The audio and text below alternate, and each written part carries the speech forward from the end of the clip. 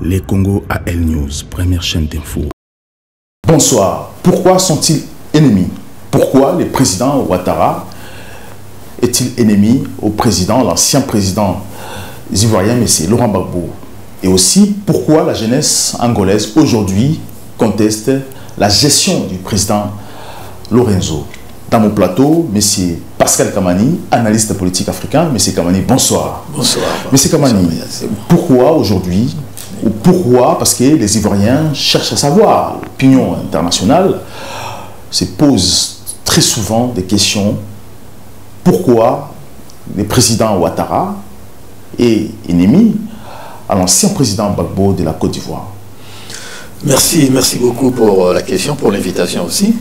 Et je salue aussi tous ceux qui nous suivent en ce moment. Donc je sais que en fait, c'est vrai qu'il y a toujours eu un grand conflit entre les deux personnalités politiques ivoiriennes, à savoir Ouattara et Laurent Gbagbo. Donc déjà, ils ne sont pas issus de même obédience politique, puisque le président Ouattara, il est oufouédiste, c'est-à-dire c'est quelqu'un qui est issu de la famille politique d'Houphouët-Boigny. Donc même s'il a créé son parti par après, mais il est vraiment issu, on peut dire c'est un fils politique d'Houphouët-Boigny, puisque c'est Houphouët-Boigny qui l'avait récupéré en 90 quand ils ont modifié la constitution en Côte d'Ivoire, parce qu'il n'y avait pas le poste de Premier ministre en Côte d'Ivoire, il faut le savoir. Donc ça a été créé lors de la modification de la Constitution en 1990. C'est à partir de là qu'ils ont créé le poste de Premier ministre, et M. Ouattara est le premier ministre de l'histoire de la Côte d'Ivoire. Est-ce qu'il a été injecté chez Houphouët ou est-ce qu'il a été son héritier aussi? Au départ, il n'était pas politicien, puisqu'il a fait l'essentiel de sa carrière dans les banques. Il était au Fonds monétaire international et puis il était à la banque CEDEAO.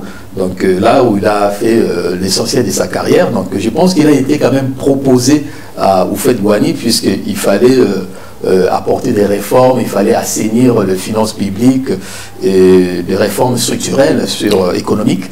Donc c'est pourquoi il a été en quelque sorte proposé ou imposé à Houphouët-Boigny. Donc si je comprends très bien, il n'est pas de l'école de Houphouët. Donc il a été imposé par des lobbying pour déstabiliser la Côte d'Ivoire un jour. C'était un projet dans l'avenir. C'était pour faire des réformes. C'est vrai que ces réformes a porté aussi ses fruits, hein, puisqu'il est resté, je crois, 2-3 ans,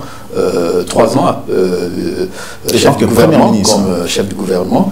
Et après la mort d'Houphouët-Boigny, c'est vrai qu'il y a eu, c'est là où il y a eu vraiment beaucoup de problèmes, c'est lui qui avait annoncé la mort d'Houphouët-Boigny, et après il avait démissionné. Donc je pense qu'il avait une mission, et pour lui, après Houphouët, c'était logique qu'il retourne à la banque qui était son employeur de tout le jour. Donc c'était soit il était à cheval entre le Fonds monétaire international et la CEDEAO. Mais après, c'est après 95, je crois que c'est à partir des années 95 qu'il est resté, qu'il est revenu encore dans la politique, là où il voulait vraiment faire une carrière politique. Donc au départ, il n'était pas censé faire la politique. Donc c'était quoi les rapports avec l'ancien président Gbagbo? Que s'est-il passé? Gbagbo, par contre, c'est quelqu'un qui a toujours été l'opposant, c'est l'opposant historique de la Côte d'Ivoire, puisqu'il était déjà opposant à l'époque d'Houphouët-Boigny. Et jusque dans les années 90, quand ils ont modifié la Constitution avec le multipartisme, donc il a retrouvé vraiment son rôle de l'opposant, puisqu'avant il était dans la clandestinité. Il avait fondé son parti avec sa femme Simone Gbagbo. C'était plus dans la clandestinité, comme un peu dans plusieurs pays africains.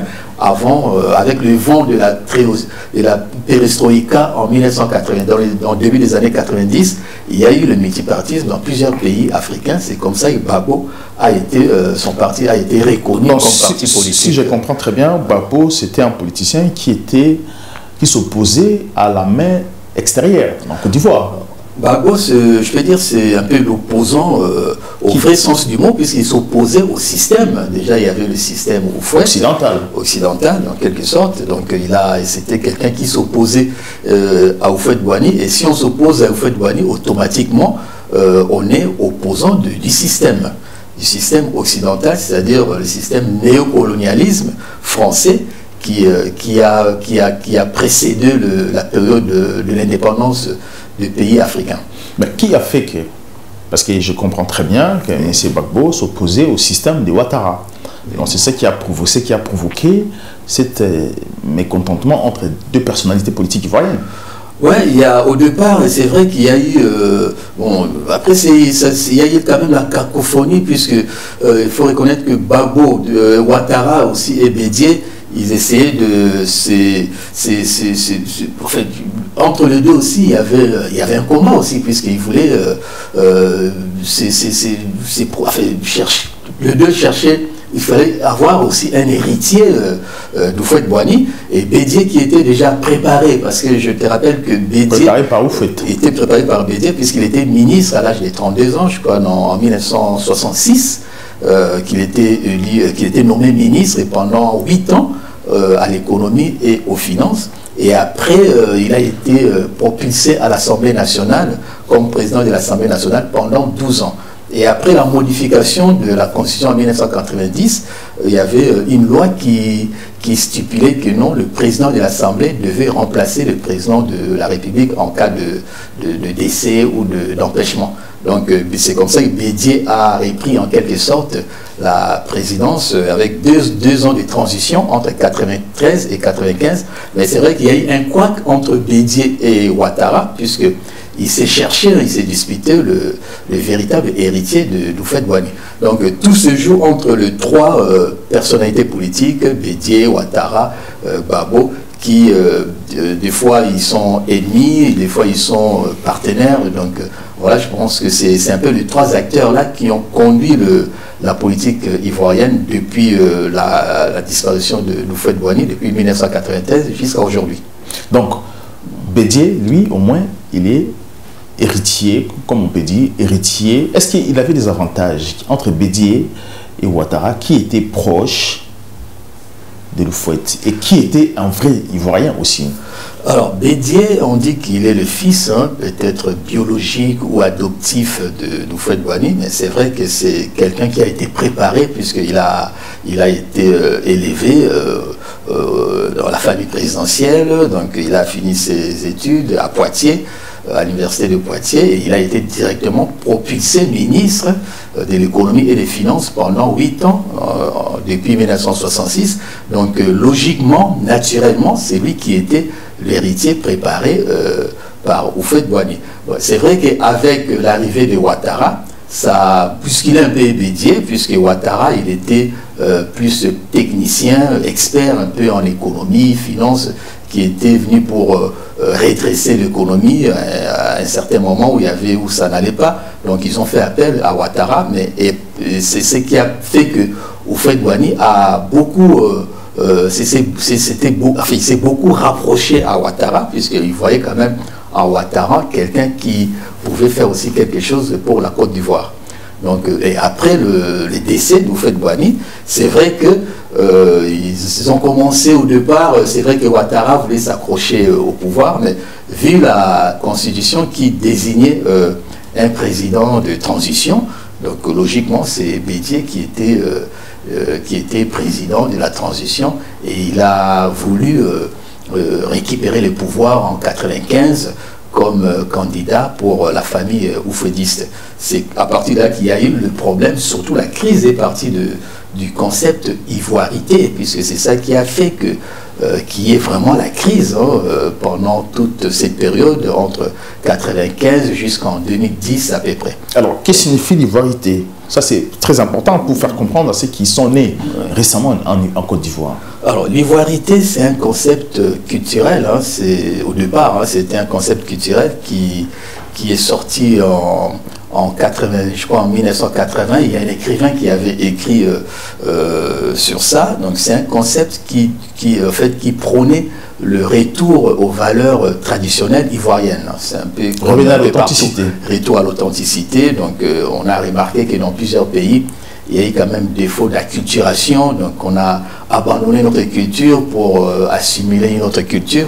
Donc, au début, c'était un concept qui prônait les retours aux valeurs traditionnelles ivoiriennes, valeurs culturelles. Donc après, il y a eu Bédié qui a récupéré ça. Ça a été récupéré par des politiciens. Donc c'est surtout Bédié qui a récupéré ça pour écarter Ouattara à la course à la présidence en 1995. Et ça s'est confirmé jusqu'en 2000, aux années 2000, pour les élections de 2000 aussi. Donc c'est quoi l'ivoiriété selon Bédié? Selon Bédié, pour lui, pour être candidat à la présidence, il fallait avoir les 4 grands-parents ivoiriens ou qui sont nés en Côte d'Ivoire. Donc, ce n'était pas le cas de Ouattara qui a toujours souffert de cette étiquette d'imposteur, hein, puisque pour les Ivoiriens, Ouattara, c'est un Burkinabé, il a fait ses études avec la bourse de Burkina Faso, tout ça. Donc pour les Ivoiriens, donc on l'écartait automatiquement. Il fallait soit l'écarter, soit l'étouffer, tout ça. Mais Bédié va utiliser l'ivoirité pour empêcher M. Ouattara de ne pas être président Côte d'Ivoire. Oui, est-ce que M. Ouattara est-il vraiment un Ivoirien?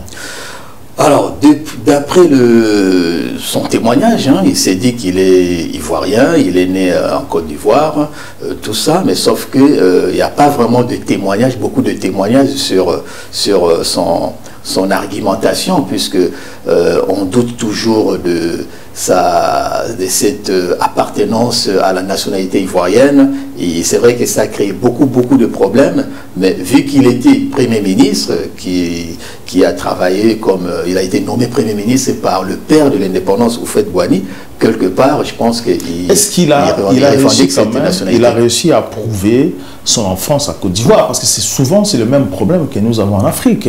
La majorité des politiciens africains ne sont pas autochtones des pays à laquelle ils gèrent les affaires politiques. Alors bon, c'est vrai qu'il a toujours été considéré comme un imposteur, puisqu'il a parlé au départ qu'il a des parents, sa mère est ivoirienne, il est né en Côte d'Ivoire, tout ça, et après, au finish, il y a eu des témoignages de le frère de, soi-disant, la mère de Ouattara, qui a fait un autre témoignage comme quoi Ouattara n'était pas l'enfant de sa sœur. Donc ça a toujours créé la cacophonie sur ces côtés-là, sur ses origines. C'est vrai que ce qui est sûr, il a suivi, il a fait ses études universitaires avec la bourse, bourse burkinabé, et il a travaillé à la banque CDAO comme burkinabé. Donc, si on comprend très bien, c'était un pion occidental pour infiltrer, déstabiliser l'économie ivoirienne, comme font dans notre pays selon aussi. Les Ivoiriens, c'est un imposteur, c'est un marionnette qui roule pour la France, pour la communauté internationale. Donc voilà, c'est ça qui a fait qu'il y a eu tout le temps la crise, depuis 1995 jusqu'en 2010, où il a été injecté 2 fois à la course à la présidentielle. Et justement, en 2010, après aussi une autre crise, il y a eu la guerre, la rébellion, qui a ramené Gbagbo au pouvoir. Enfin, Gbagbo est arrivé déjà au pouvoir en 2010. C'est vrai que c'était un peu compliqué, il y a eu un coup d'État de Robert Gué qui a écarté Bédié et Ouattara à la course à la présidentielle. Donc ça a favorisé quand même Gbagbo, qui a été élu en 2010, mais sauf que les élections ont été boycottées, puisqu'il a été élu par 1 million d'Ivoiriens pour un pays qui compte 20 à 25 millions d'Ivoiriens. Alors, qui a été élu à 1 million d'Ivoiriens? Gbagbo en 2010. C'est vrai qu'il y a eu boycott, puisque Bédié était écarté et Ouattara aussi était écarté. Ils avaient appelé à boycotter les élections. Donc, c'est pour ça qu'il a été élu 1 million de personnes. Oui, il y a eu 5 millions d'inscrits et 2 millions de Ivoiriens qui avaient voté, et Gbagbo avait été voté par 1 million d'Ivoiriens. Donc, les chiffres de la commission électorale indépendante. Oui, il a été élu par 1 million de c'est comme aujourd'hui où Ouattara a été voté par moins des Ivoiriens parce qu'ils ont boycotté aussi les élections. Oui, c'est toujours les mêmes problèmes. Les problèmes de soit on écarte telle personne, soit il y a la fraude électorale, un peu tout ça. On boycotte eux-mêmes les élections. Tout ça, c'est vrai que tout ça, le fraude, le manipulation, les magouilles, les arrangements, ça a toujours des corollaires. Donc, on se retrouve avec des crises, donc toujours des crises. Est-ce qu'il y a-t-il une conséquence lorsqu'on boycotte eux-mêmes les élections? On dit qu'on ne va pas aux élections, on ne veut pas y aller, comme ça s'est passé au Congo, l'opposition a boycotté les élections, en même temps, lui-même, l'opposition est allée voter, par surprise, la population était surprise. Quand c'est comme ça, est-ce qu'on peut croire à une complicité politique ou pas? Ouais, je pense qu'on peut parler quelque part de l'irresponsabilité politique, parce que je pense que les politiciens, ils ont toujours tendance à manipuler un peu le peuple, malheureusement, à conditionner, à faire passer les gens comme des moutons, et au lieu de laisser les gens eux-mêmes se décider sur leur avenir. Donc, quelque part, on a affaire avec des politiciens qui, pour des intérêts personnels, ils essaient d'utiliser la population pour boycotter, soit rejeter telle organisation, telle personne ou telle institution. Donc là, je pense que les Africains doivent vraiment prendre conscience, être un peu pas dépendants, plus indépendants de ces hommes politiques. Alors, aujourd'hui en Côte d'Ivoire, parce que les Ivoiriens croient encore à M. Gbagbo, parce que M. Gbagbo, selon vous dire aussi, il défend l'intégrité et puis la souveraineté du pays en face de la main noire qui impose l'Afrique et tous ses minéraux. Alors, est-ce que M. Gbagbo, aujourd'hui, peut-il encore revenir au pouvoir comme on croit en lui tant qu'un leader permanent pour défendre la Côte d'Ivoire? Oui, il peut toujours revenir au pouvoir, puisqu'il faut savoir qu'il y a 3 grands partis politiques. Hein. Il y a le parti de Gbagbo, il y a le parti de Ouattara, le parti de Bédié, qui jouent vraiment le rôle important dans cet espace politique. Donc Gbagbo, c'est vrai qu'il est bien placé pour revenir au pouvoir, parce qu'au départ, il est d'abord opposant du système. Il n'est pas vraiment opposant des individus, donc lui, il est opposant du système. Et le système, on sait comment donc, il va au-delà des pensées des hommes. Il va au-delà, c'est en forme d'une rocade. Hein. La France constitue une rocade qui essaie de manipuler un peu le pion, tout ça. Et Gbagbo, lui, il est opposant de ce système. Il ne fait pas partie du système, normalement, logiquement, mais il est aussi surtout patriote, puisqu'il a toujours combattu le système français. Peut-il résister parce qu'il est en Belgique, il a du mal à retourner au pays, Ouattara lui a interdit le passeport. Peut-il aujourd'hui encore, Gbagbo, convaincre la France ou s'opposer à la France pour revenir au pouvoir? Mais comment peut-il faire aujourd'hui, revenir au pouvoir? Il peut toujours revenir, puisque déjà il a une base. Hein. Il a une base. Bon, il n'est pas vraiment vieux. Je crois qu'il a 73 ans, 74 ans. Mais il a toujours une base solide qui lui est vraiment fidèle. Je pense que c'est ça qui fait un leader politique, contrairement à d'autres opposants, tels que Soro, qui est un peu inconstant, un peu opportuniste. Donc Gbagbo, contrairement aux autres, il a une base qui lui est vraiment fidèle, et je pense qu'il est aussi surtout populaire en Côte d'Ivoire, il faut le rappeler, et vu aussi la façon dont il a été quand même qu'il a été chassé au pouvoir, puisque je te rappelle qu'en 2010 il y a eu quand même des crises où Gbagbo s'est prononcé président, enfin, il a été prononcé président par les institutions, par le Conseil constitutionnel. Ouattara a été reconnu président par la Commission électorale indépendante, tandis que Gbagbo a été reconnu président par le Conseil constitutionnel. Donc on a assisté à 2 présidents qui ont prêté serment, chacun dans son coin. Donc ça a provoqué vraiment la crise, et la façon dont il a été quand même chassé du pouvoir avec humiliation, c'est vrai que ça a marqué les esprits. Et là, je pense que pour les Ivoiriens, ça ne pouvait pas se passer comme ça. Ils pensent qu'ils doivent quand même permettre à Gbagbo de revenir encore au pouvoir. Alors, entre ces 3 hommes, qui a une conviction politique claire pour les Ivoiriens? Alors, pour les Ivoiriens, c'est vrai qu'il y a Laurent Gbagbo qui aujourd'hui incarne un peu l'avenir, qui incarne un peu les pensées des Ivoiriens, les patriotes, tout ça. Et je pense que c'est lui qui est le mieux placé aujourd'hui. S'il y a vraiment élection, même anticipée, ou dans 5 ans, je pense qu'il pourrait jouer un rôle important, et voire même il est mieux placé pour remporter les élections. Voilà, on passe à notre point, parler de l'Angola. Les Angolais ont manifesté 2 fois pendant cette crise de pandémie. Oui. Ils réclament la bonne gestion au président angolais. Les Angolais, la jeunesse, surtout la jeunesse, se disent de vivre une vie sombre, une vie moins meilleure qu'avant. Aujourd'hui, les Angolais demande une bonne gestion des comptes à rendre au président Lorenzo. Pourquoi les Angolais aujourd'hui doivent se plaindre aussi? Parce que ça fait très longtemps que les Angolais vivent dans ces situations. Les Angolais aujourd'hui, j'ai suivi une vidéo on vient de m'envoyer en Angola où les Angolais consomment l'eau des igloos en Angola.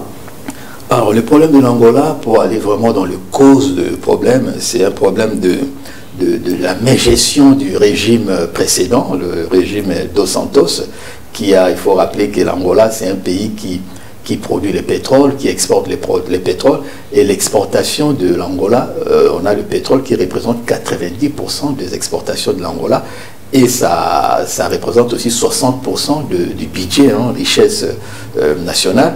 Donc c'est vrai que le régime précédent avait concocté des contrats qu'on a appelés des prêts adossés à des ressources naturelles ou des prêts gagés à des ressources naturelles, c'est-à-dire de troc entre pétrole et infrastructure. C'est un peu comme ça s'est passé au Congo à l'époque des 5 chantiers Kabyle avec les Chinois. Donc c'est-à-dire on vous donne nos richesses et au retour vous nous donnez, vous nous facilitez le développement, la construction de différents bâtiments, tout ça, c'est-à-dire tout ce qui est infrastructure. Donc c'était donné sans évaluation. C'est des contrats qu'on appelle ça de prêts adossés à des ressources naturelles. C'est vrai que ce sont des pays qui sont fragiles, des pays à risque. Ils ont du mal à emprunter à des institutions financières et du coup ils préfèrent passer par ces contrats, sauf que ces contrats sont risqués et ça peut provoquer le surendettement du pays. Donc le Rwanda, à l'époque, le régime précédent avait concocté un prêt comme ça qui a permis au gouvernement angolais de bénéficier c'est le bénéficiaire principal de prêts de aides chinoises en Afrique. Ils ont bénéficié de 50 milliards de prêts chinois. Sauf que ces prêts ont été mal gérés, puisque toujours le même problème du népotisme en Afrique. Donc le président Eduardo, il a confié la gestion à ses proches, voire même à son enfant qui était sa fille qui était à la Sénangol, la société pétrolière. Ils ont signé des contrats un peu opaques qui n'ont pas vraiment profité à la population. Lorsque les gouvernements africains s'engagent avec la Chine, parce que vu ce contrat, parce que c'est complexe ces contrats, donc on va céder nos matières premières à la Chine pour que la Chine vienne construire ensuite chez nous. Alors pourquoi seront-ils endettés si les pays africains ont des experts qui arrivent à évaluer les prix les prix de la quantité donnée à la Chine? Pourquoi doivent-ils encore être endettés à la Chine? Non, le problème, ce n'est pas la Chine, le problème, c'est surtout l'Angola, puisque l'Angola a vendu 2 tiers de son pétrole. Pourquoi l'Angola doit encore être endetté? C'est géré, c'est mal. En fait, c'est des contrats opaques où il y a surtout des politiciens qui ont la même mise derrière et ils font ça pour leurs intérêts. Et du coup, ils ne voient pas vraiment l'intérêt de la population, puisque l'Angola, déjà, c'est un pays qui n'a pas de matelas de devises. Donc, ce qu'on appelle le matelas de devises ou j'oublie les termes, mais ils n'ont pas vraiment le matelas de devises et du coup ils sont obligés de devises extérieures, puisque là c'est vrai qu'avec le contrat qu'ils ont concocté, c'est un contrat qui a été, je crois, mal négocié, mal signé. Ça n'a pas vraiment profité à la population, ça a plus profité à une classe politique, le proche du pouvoir. C'est pourquoi on a vraiment acquisé les enfants. Si je comprends très bien, lorsqu'on donne des minéraux à la Chine, c'est la Chine qui fixe les prix selon la quantité, donc c'est la Chine qui impose, parce que les Africains ne sont pas capables de fixer les prix à la Chine aussi.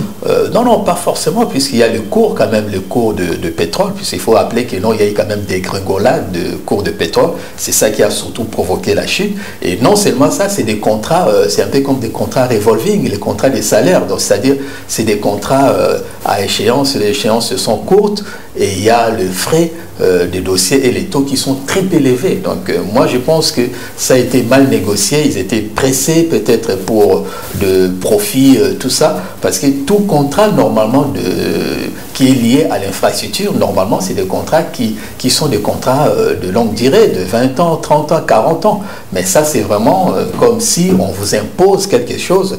Je ne sais pas si vraiment l'Angola a été vraiment ça a été vraiment bien négocié, bien étudié, mais c'est vrai que c'est des contrats très courts et avec des taux et de frais très élevés, et avec la dégrégolade du prix du cours du pétrole. Donc ça provoquerait vraiment la chute du prix de pétrole, et du coup les pays s'est retrouvé en crise puisqu'il n'y a pas de devise.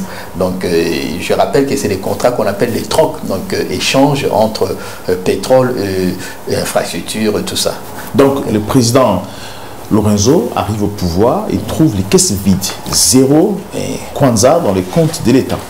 Oui, il a trouvé les caisses vides, c'est pourquoi il avait même lancé le coup de balai, il a passé un coup de balai sur tous ces différents contrats, surtout dans la filière pétrolière, pour voir un peu plus clair. Il y a eu des arrestations, tout ça. Il y a même le fils de Santos, son fils José Philomeni, je crois, Dos Santos, qui a été condamné pour avoir détourné 500 millions et pour avoir tenté de détourner 1,5 milliard de ces fonds, puisqu'en fait il était à la tête d'un fonds souverain angolais de 5 milliards de dollars. Donc je pense qu'il a voulu détourner l'argent, et on accuse aussi la fille de Dos Santos, Isabelle, qui, je rappelle, avait déjà des dettes avec la société Sénangol à hauteur de 2,2 milliards et quelques.